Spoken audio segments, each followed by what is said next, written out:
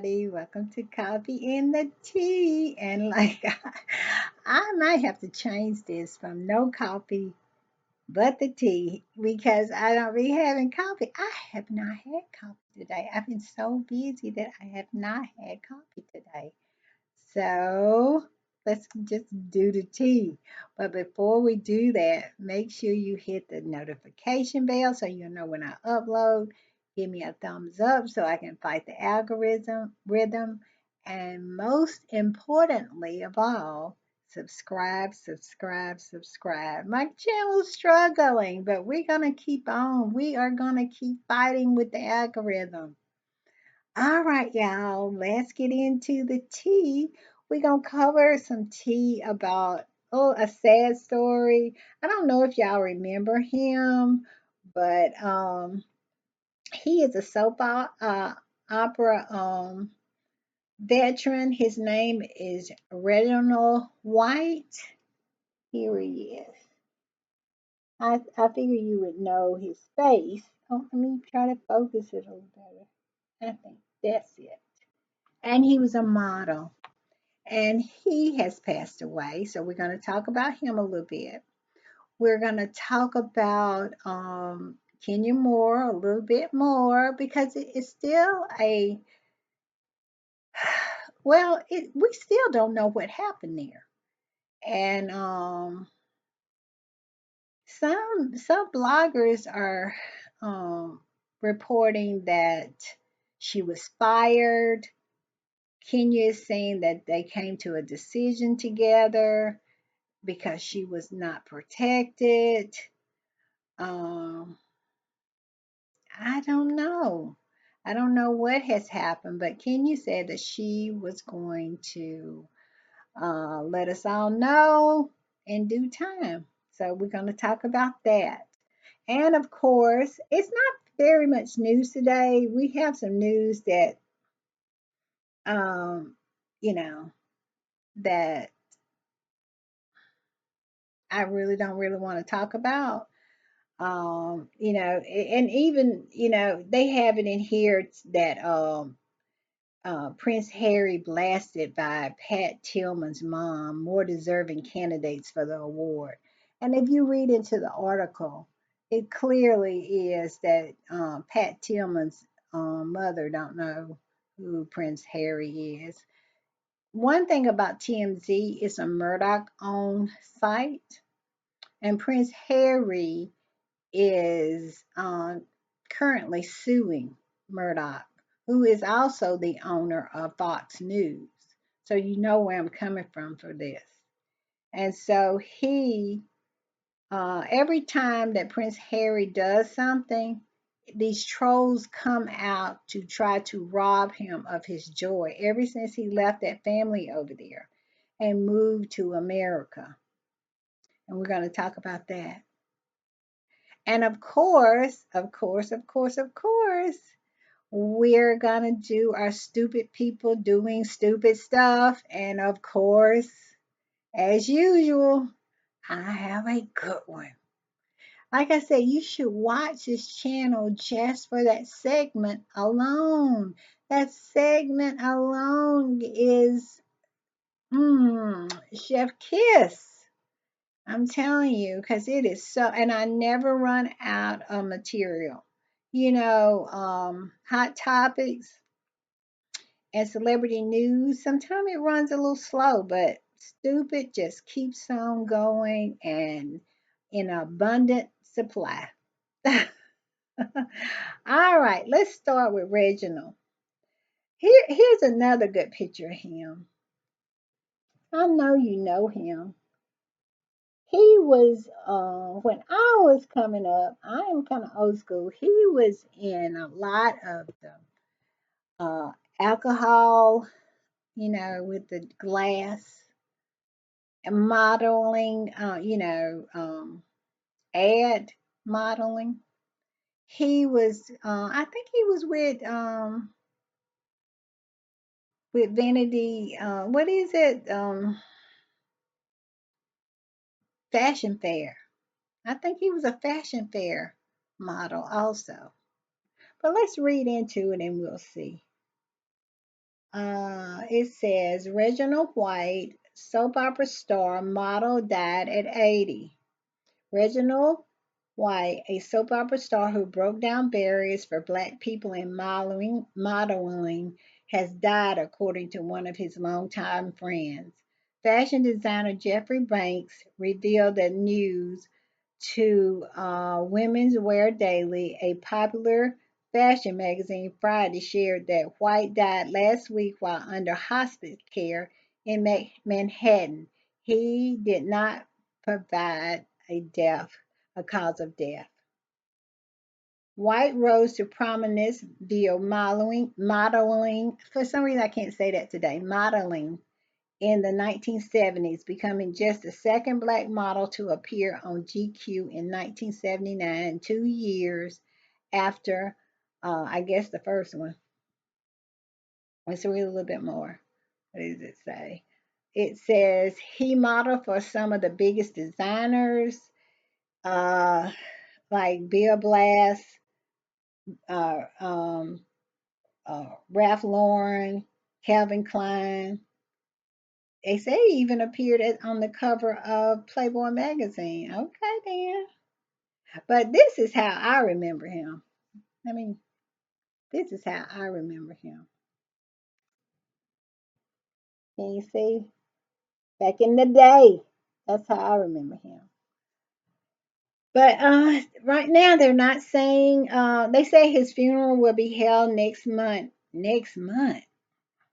And well, the next month is tomorrow, so that's a new month. In Newark, New Jersey, his hometown. He was 80 years old. Rest in peace. Yeah. Yeah, but that's the way I remember him. Okay, we're going to talk a little bit about Kenya Moore. Um,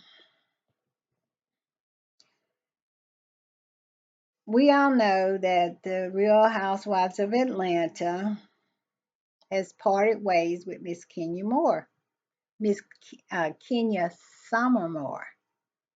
And I'm gonna say up front that I am a fan of Kenya Summer Moore. I have always been a fan of Kenya Summer Moore.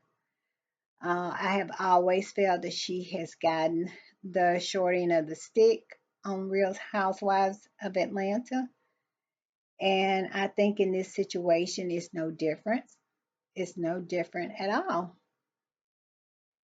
It is other housewives on other franchises have done way worse than what people are saying Kenya did. Because at this point, we don't know what Kenya did. We hadn't saw anything that Kenya has done. And Kenya said in due time, she will clear her name. And one thing about Kenya, she's brash, and her mantra is don't come from me unless I send for you. And it's my understanding that this Brittany Edie came for her. And so now, and then she want to dictate how Kenya responds. It says that Kenya said it was freely accessible, what she showed or what was at her salon opening. So I'm going to wait. I'm going to keep my powder dry on this one and see exactly what Kenya says about it. Now, some of the bloggers are saying that, well, we all know Kenya said that they parted ways. In her statement, she said that her and Bravo parted ways because she did not want to be in an environment that was toxic and that she did not feel protected. And some of the bloggers, one of the big bloggers, his last name Scott, to me, he looks like he's transitioning. He's beautiful. He looks like a woman. Um, said that she was fired. That she was fired. She was let go. And so there is the rub there. Who is telling the truth? So I guess we'll see when Miss Kenya Summer Moore. But they continue, and on the Jasmine brand says that Kenya was not fired. They put their ear to the ground and they said that their people are saying that she wasn't fired. She chose to leave. But the blogger with the last name Scott said, and he has great sources now. He said that she was fired. So one of my favorite TikTokers always said, well, it's going to come out in the washing and the rinsing. And I guess that's what we're going to have to wait to see. But it's still a controversy there. And Kenya posted a picture with Brooklyn sitting on the beach to show that she is totally unbothered by it. I think Kenya is going to launch a lawsuit because you have Jen on the Real Housewives of New Jersey and this other one, hidden women, hidden each other, full on. But yet and still, Kenya gets fired. If she got fired, I don't know. You know, it's a lot going on. Teresa flipped the table. And, they want to, try to call out Candy because Candy is taking up for Kenya. But Phaedra, this is something I want to clear up. They want to call Candy out saying Candy is taking up for Kenya for doing what Kenya, we don't know what Kenya done, but anyway. Uh, but when she didn't want Phaedra back on the show, she got Phaedra fired. That is not what happened. And it's 2 points I want to make. Candy did not get Phaedra fired. Candy said if they wanted to keep Phaedra on the Real Housewives of Atlanta, she was going to leave because they could not be on there together. So Bravo chose Candy. How is that Candy getting her fired? And number two, Kenya was just presenting things that was, if it's like what they say, Kenya was only just presenting things that I could go to. If I wanted to pay a fee and go on OnlyFans, it's there for the public to see. Kenya didn't make anything up or say that this person was trying to R someone or whatever.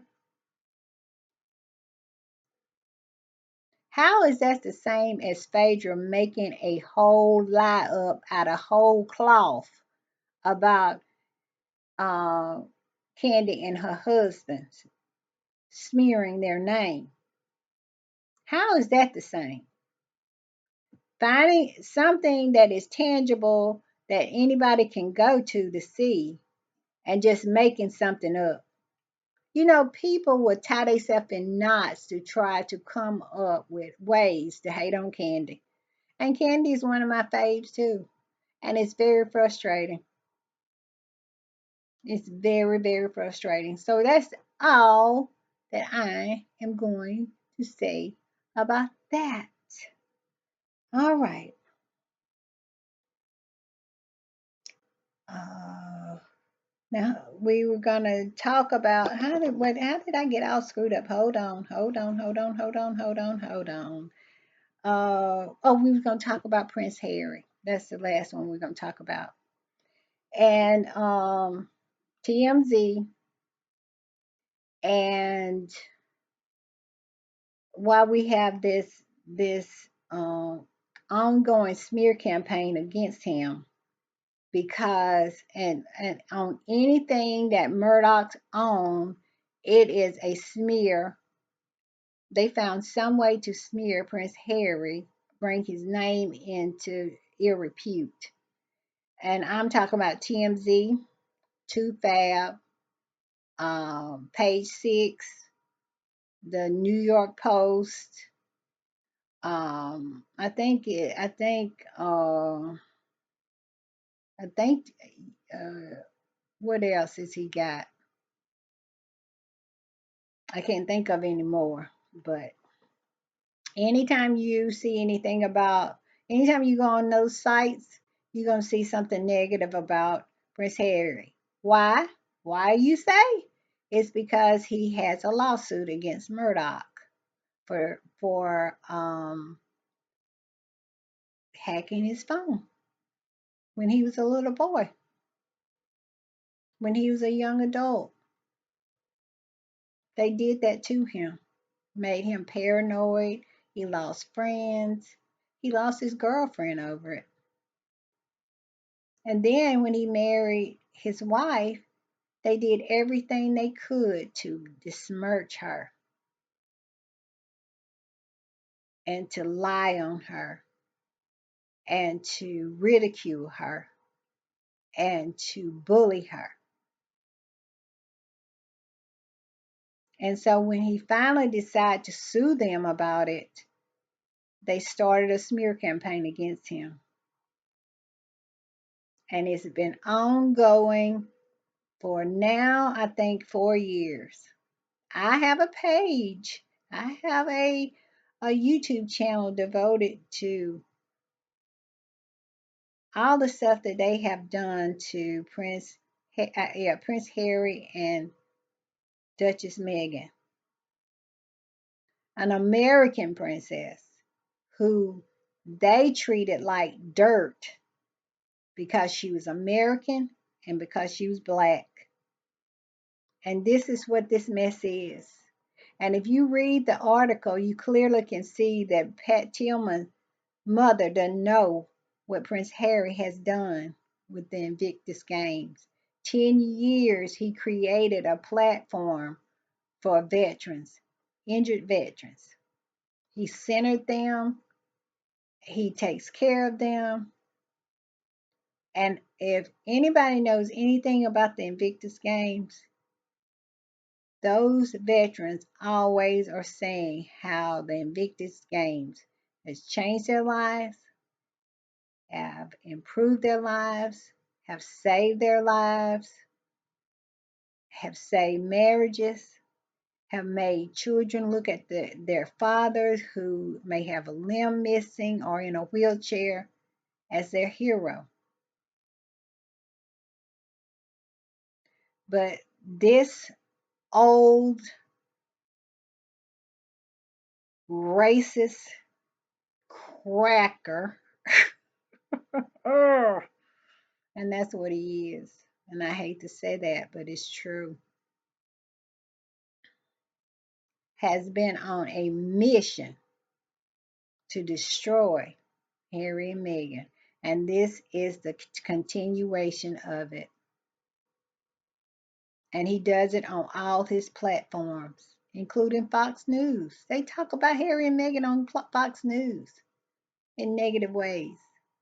And all Harry and Meghan does is mind their business. Meghan minds her black business, and Prince Harry minds his white business. But yet and still, they don't want to allow them to do that. All right, enough said. I'm not even going to read that dumb article because it's not even worth it. But I'll tell you what the title of it is. It says, I think it's Pat Tillman's mother. Okay, Prince Harry blasted by Pat Tillman's mom, more deserving candidates for awards. And I look back at the people who's gotten that award before. One is called, his name is Marcus Rashford. He's from Britain. He's not American. During the pandemic, he saw kids who used to get their only meal at school, and school was no longer there, and it was kids in Great Britain that was going hungry. He raised £4 million in order to provide meals for them. How is that greater, or how is Prince Harry creating a platform as big and huge as the Invictus Games that has been going on for 10 years, less than that? It One was, her name was Kim Clevis. She is from Canada, not American. She received it, and she during the pandemic volunteered in Alzheimer's ward during COVID. And how is her? She was a boxer. She was an athlete and a nurse. How is her? What she did is less than what Prince Harry has done. And I didn't hear or see Pat Tillman's mom come out and say they didn't deserve it.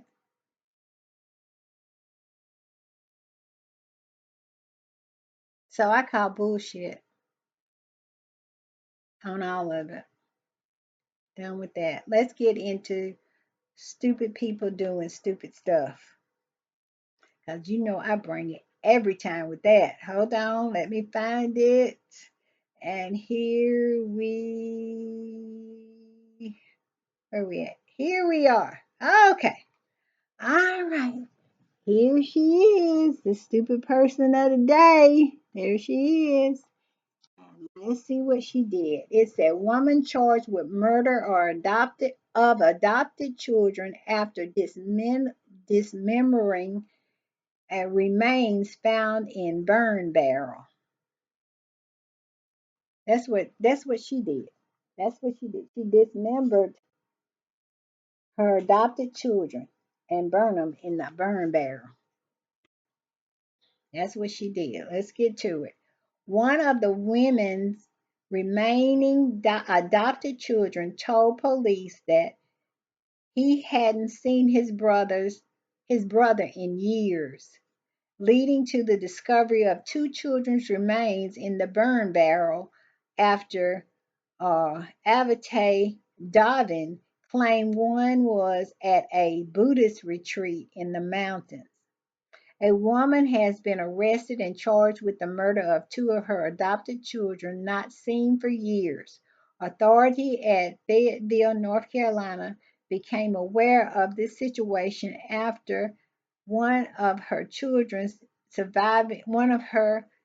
surviving foster children made a mental health call to police. According to the local ABC affiliate, officers responded to the call of the child who told them he hadn't seen his brother Blake in years. Blake had last been seen since 2022 when he was approximately 15. When officers questioned Devin, she initially said that Blake was probably at a Buddhist retreat in the mountains, said lead investigator Sergeant Jeff Locklear. They ultimately coordinated with the FBI on the case, and more details unfolded. As authorities dug into the disappearance and the death of Blake, they learned of another death in the family, a young girl named London, last seen in 2019. Avatate did not report either child missing at the time and only reported them missing this year. While investigating multiple homes the family had lived in, officers found remains at multiple residences. Before making their most harrowing discovery, inside of a metal burn barrel were the remains of two distinct individuals, a girl between the age of 15 and 19, and a boy between the age of 7 and 10 years old. The bodies had purposely been dismembered. This is what she did. It's a video. It's a video. Go to 2fab.com, plug in woman charged with murder of adopted children after dismembered remains found in barrel, and you will find the article and you will find the video of her in court. Lab tests positively identified the body of the girl as London, according to investigators. London died of starvation and neglect, per Raleigh NBC affiliate. London had special needs per her siblings. Testing continues on the boys' remains. Now, ain't that stupid? She adopted these children to kill them. How stupid is that? If she did not want children, why you adopted children? And you adopted one with special needs.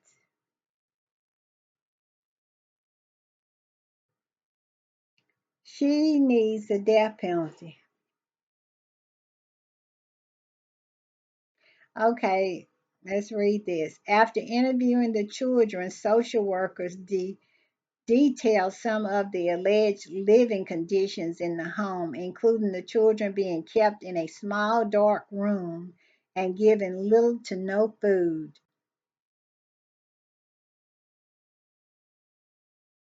According to the children, they could earn food by writing papers to apologize for their behavior.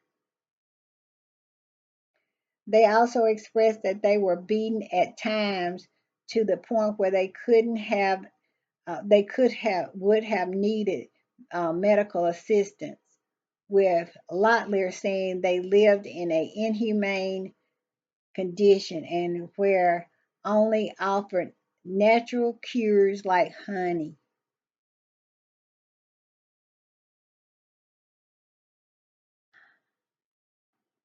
Tell me I don't bring the stupid. That's past stupid. That's sad. It, I have this thing about children and